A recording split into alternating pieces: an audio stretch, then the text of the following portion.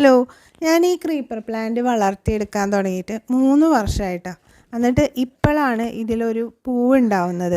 ആദ്യം ഈ പ്ലാന്റ് ഈ ബാൽക്കണിയിൽ തന്നെ ഒരു പോട്ടിലാണ് വെച്ചിട്ടുണ്ടായിരുന്നത്. പക്ഷെ ഞാൻ ഇടയ്ക്ക് അതിന് വെള്ളം ഒഴിക്കാനൊക്കെ മറന്നു പോയ സമയത്ത് ഇത് നന്നായിട്ടൊന്ന് ഉണങ്ങിപ്പോയിരുന്നു. അപ്പോൾ ഞാൻ വിചാരിച്ചു ഇനി ഇതിനെ താഴെ വെക്കാമെന്ന് വിചാരിച്ചു. അങ്ങനെ താഴെ വെച്ചിട്ടുണ്ടായിരുന്നു. ഇപ്പോഴാണ് അത് നന്നായിട്ട് വളർന്ന് അതിൽ പൂക്കളൊക്കെ ആയി തുടങ്ങിയത് കേട്ടോ. ആകെ ഒരു പോലെ പൂവുണ്ടായിട്ടുള്ളൂ. പക്ഷേ എങ്കിലും വളരെ സന്തോഷം തോന്നി കേട്ടോ, അതിൽ ആ പൂക്കളുണ്ടായി നിൽക്കണ കാണാനായിട്ട്. പുറത്തൊക്കെ പോകുമ്പോൾ റോട്ടിൽ നിന്ന് ഞാൻ പറിച്ചെടുത്തതാണ് കേട്ടോ ഇതിൻ്റെ ചെടി. ഇത് പ്ലാന്റ്സ് നട്ടാലും ഒരു പ്ലാനിങ് ഉണ്ട് കേട്ടോ. നമുക്ക് അത് വലുതായി കഴിയുമ്പോൾ എങ്ങനെയാവും എന്നുള്ളത് അതനുസരിച്ചുള്ള സ്ഥലങ്ങളിലും നോക്കിയിട്ടാണ് ഞാൻ നടാറ്. അപ്പോൾ ഞാനിപ്പോൾ ആ പ്ലാന്റിനെ അവിടെ നട്ടത് നന്നായെന്ന് എനിക്ക് തോന്നുന്നു. കാരണം അതിപ്പോൾ നന്നായിട്ട് തന്നെ മുകളിലേക്ക് വളർന്ന് വരുന്നുണ്ട് കേട്ടോ. കുറച്ച് ഭാഗം കണ്ടോ, ഇവിടെ ഒന്നും പ്ലാന്റ്സ് ഒന്നും ഇല്ല. ഇവിടെ ഞാൻ വിചാരിച്ചിരുന്നത് കുറച്ച് ഫ്ലവറിങ് പ്ലാന്റ്സ് അറേഞ്ച് ചെയ്യാമെന്നാണ്. പക്ഷേ അത് അവിടെ നടണ്ടെന്ന് വിചാരിച്ചു.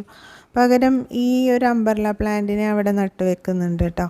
അംബർല പ്ലാന്റ് നല്ല ബുഷിയായിട്ട് തന്നെ ആ ചട്ടിയിൽ നിന്നിരുന്നതാണ്.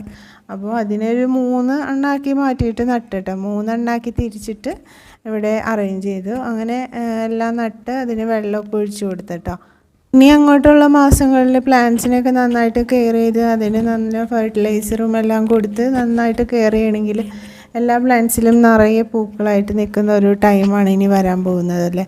അപ്പം ഞാനതുപോലെ കുറേയൊക്കെ പ്ലാന്റ്സിനെ റീഅറേഞ്ച് ചെയ്യാനുള്ളതൊക്കെ റീഅറേഞ്ച് ചെയ്തുകൊണ്ടിരിക്കുകയാണ്. അതിൻ്റെ ഒരു ഭാഗമായിട്ടാണ് കേട്ടോ ഇപ്പോൾ ഇതും ഇങ്ങനെ ഇതുപോലെ മാറ്റി നട്ടത്.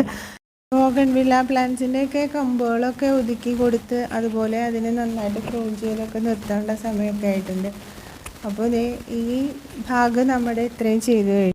ഇവിടെ അടുത്തുള്ളൊരു നഴ്സറിയിൽ നിന്ന് കുറച്ച് വഴുതനങ്ങയുടെ തൈ വാങ്ങിച്ചിട്ടുണ്ട്. അപ്പോൾ ഇതിലെത്ര എണ്ണം പിടിക്കുമെന്ന് എനിക്കറിയില്ല.